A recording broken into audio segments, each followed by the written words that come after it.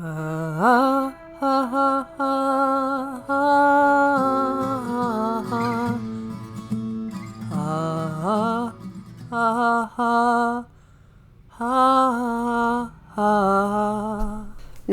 and welcome, friends. Thanks for tuning in to this current episode of Messages from Gabriel. Hi, Gabriel. Hi, Anya. How are you? I'm truly blessed, always. Yeah. Good. My question for you today is, how does one find inner peace? Yeah, inner peace. So, inner peace is something we've been seeking for our whole lives, you know? How do we find a sense of peace in this world? And the answer's the journey. It's the spiritual journey to find our way back home to that place of infinite peace. How do we get there? And in short, how do we find, you said inner peace, I say infinite peace, and to speak on that perhaps as we go.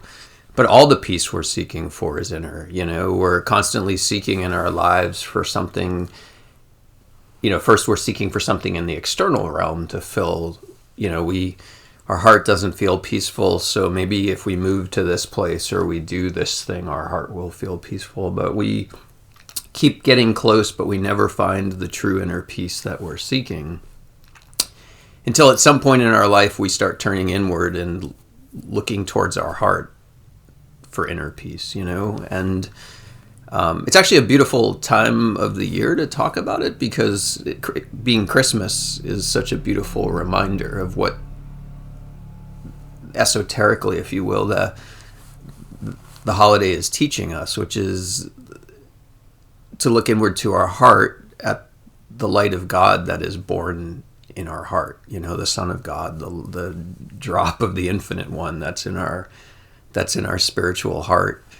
It turns out that to find infinite peace is to go back inward through our heart and to remember that what we are is not the mind body. What we are is consciousness itself, in which this creation comes into being. And that sounds out there. The thinking mind has difficulty processing that. And I'll talk about the journey that guides you there and why that matters and how that leads to infinite peace.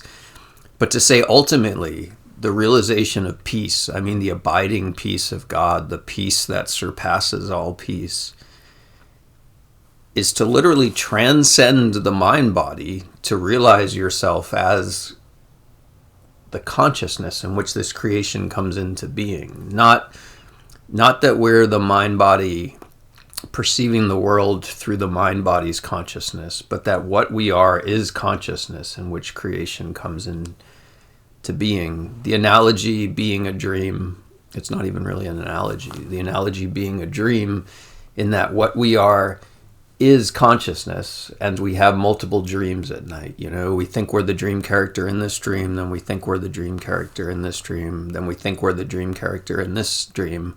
But when we awaken, we realize that we were the one consciousness that was dreaming all those dreams. And that sounds strange and difficult when you're talking about inner peace, like how are we talking about dreams? But to relate them all together is to realize that we're not the mind body going through the struggles in life. It doesn't mean we ignore them. It doesn't mean we spiritually bypass them. We'll talk about that too. But it means the realization, the true realization that what we are is the consciousness in which this creation comes into being. That understanding, that knowing, that realization transforms everything for you in such a beautiful way. You come to see that you as consciousness, you know, you're not the mind body. What you are is consciousness. You're the consciousness that is dreaming the dream. And that if you can make yourself peaceful and tranquil and calm, then the creations that come into being in your dream are peaceful and calm and tranquil too. The realization of transcending the body to realize ourself as consciousness is the realization that we're awareness. We are consciousness itself, in which this manifests, the experience of being the mind body listening to this broadcast arises into being, and that we have the power to be peaceful and calm because we're not attached to the struggles. we can transform this creation back into a realm of infinite peace. And that knowing of what we are, not the mind, body, but consciousness self, that understanding that we have the power to transform creation from creation arising in a karmic turbulent consciousness to creation arising in a peaceful, we have the power to transform.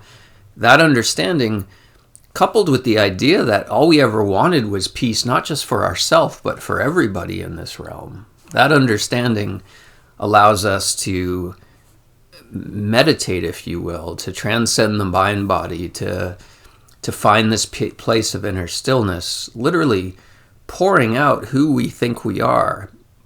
Bodhicitta is the Tibetan word, compassion, out of compassion and love for other beings. We meditate ourselves into realizing ourselves as consciousness, so that we can be at peace, and so that all of creation that arises can be at peace again. It's so incredibly beautiful. It's a peace that's beyond any peace we ever imagined could be a peace. It's the total extinguishment of our fears and anxieties, because we never quite understood, how does this place come into being? What are we doing here? What's our purpose into being? But that answers it all, and it doesn't just fix it for us. It fixes it for all other beings. We meditate into realizing ourself as consciousness, transcending the mind body out of love for all other beings, so that we can restore consciousness back to a tranquil, calm, abiding mirror, if you will, of the light of God's love. But it's a journey. It's a journey to, people can point at people have sages and mystics through the ages have been pointing to what I'm describing. But it's a journey to, what is it? You can, even if you possibly a little bit hold that understanding, still you constantly are thinking you're the body going through this and going through life. It's this journey, a beautiful journey of healing that begins when we turn inward from seeking in the external world for peace, and we turn inward to our heart. Usually when life is so crazy, we have no other option. We turn inward to our heart, and it begins by finding that spot in your heart, that point of bhakti, that point of love, that when you love with your inner voice, when you say words to it, like when you're stressed and anxious, I'm here and I love you and I'm always going to be here for you. You find that point in your heart that vibrates, that when you love, it loves you back. To me, that's the story of Christmas. That's the birth of the light of God, the infinite one, consciousness itself, being born in your heart, You become Mary, the divine mother, and you're comforting the child that's scared and anxious and lonely, in your heart. I'm here for you. I love you. I'm always going to be, no matter how crazy the world is, our love will always be there. It starts with that. It starts with loving ourselves, affirmations, bhakti, chanting, inward prayer. That's where the journey begins. We turn inward, away from the external realm, and inward to that point in our heart, and we love, we begin to love ourselves. But once we start turning inward like that, that's when the spiritual journey begins. You start having visions, you start having realizations. You start, when you start looking inward to your consciousness as opposed to looking outward to the world, you start to look into your field of imagination, which was so prominent as a child, that place where you play out mystical, like you add mysticalness, and our field of imagination, if you will, our field of consciousness, they're one and the same. Our field of consciousness has become the karmic field. It's so full of fears and anxieties. This inner voice of the thinking mind is the manifestation of it, that's in our head, that's constantly criticizing ourselves and judging ourselves. And that's what keeps us in a state of anxiety. We're constantly under attack by our thinking mind. This goes in so many beautiful directions, but to say that's the voice of our conditioning, the voice of our childhood and our trauma in life, and all the ways that we don't trust God. We feel like we have to scrutinize everything and just not trust in the creative force of consciousness that brings this experience into being. So we turn inward and we begin loving ourselves, and we start to displace that all the karmic minefields in our consciousness that are criticizing us and judging, or we start to displace that with this voice that loves us and is there to comfort us. I'm here for you, I love you, I'm always going to be there for you. And this starts to quiet down the karmic field, and what's replaced is this field of consciousness. It's the field of our childhood imagination, this field of consciousness that truly has all the answers that we're seeking. We're given visions, biblical stories come to life. The Bhagavad Gita plays itself out in that field of we begin to experience life not through this external lens of how can the outer world make me happy, but through this inner lens of understanding the nature of our being and finding our way back to ourself as consciousness. It just unfolds on its own, and we're guided in such a beautiful way when we learn to trust it. So it starts with saying words of love to your heart, but then ultimately as you let go of that voice of judgment, as you let go of that voice that's constantly judging you in your head, you start to realize that you're not that voice of judgment. For so long, when you brushed your teeth, you were constantly saying, oh, you should brush harder, you should brush softer, why didn't you brush earlier, you should floss, and when you're cleaning, you have this voice that's you should be, or when we're trying to do something creative, like maybe draw, we have this voice that's saying like, oh, it's not going to be any good, you always do that, as opposed to this voice saying, I trust in you and I believe in you. But as we let go of that voice of judgment, we realize that we've always thought we were that thinking mind voice of judgment. Like if we had to identify who we were, we would say, oh, we're the thinking mind, we're that voice. But that's not really who we are. And as we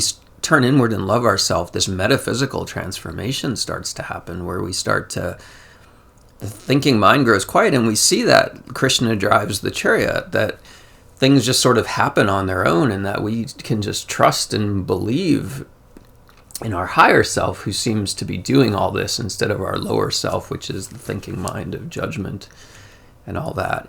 And this begins the transformation of ascending out of the mind body to realize ourself as consciousness. It's this whole unfolding, so much to be said on it, but it's really also simple. It's just that for all this time we've thought that we were the character in this play of life, and we are experiencing being the character in the play of life, but knowing ourself to be the consciousness in which it's coming into being by referencing dreams, because they show us how creation works, like by referencing dreams as how you can have multiple dreams, but there's one consciousness that's dreaming. When you realize that we are the one consciousness that's living life after life after life, experience after experience, arising and falling away in consciousness, like reincarnation.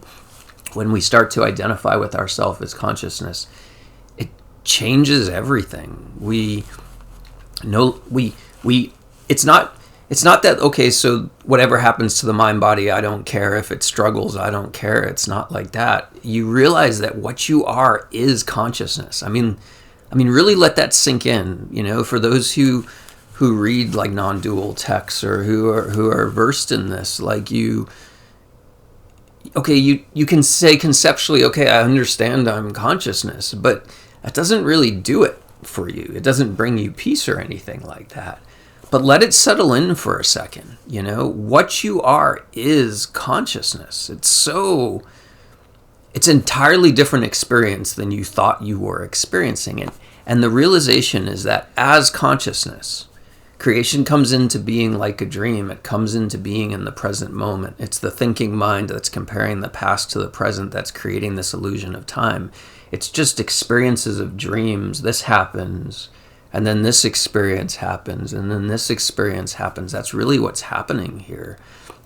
And that as consciousness, if you make yourself peaceful, if you return to that tranquil peace, then the creation that arises in consciousness is full of peace and love, and problems seem to fix themselves by them in creative ways that you never saw coming.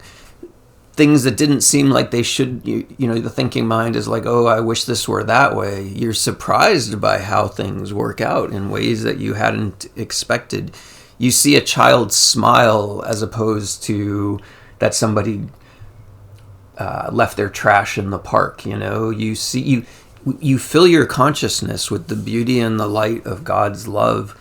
And in truth, what you come to find out, that you as consciousness are the creator of these things, and the mechanism of control that you have over it. Control, I have to think on that word, but like the mechanism of control that you have is the choice whether to be at peace or to think you're the character and be caught up in the struggle, in which case your consciousness is turbulent and it leads to more struggle.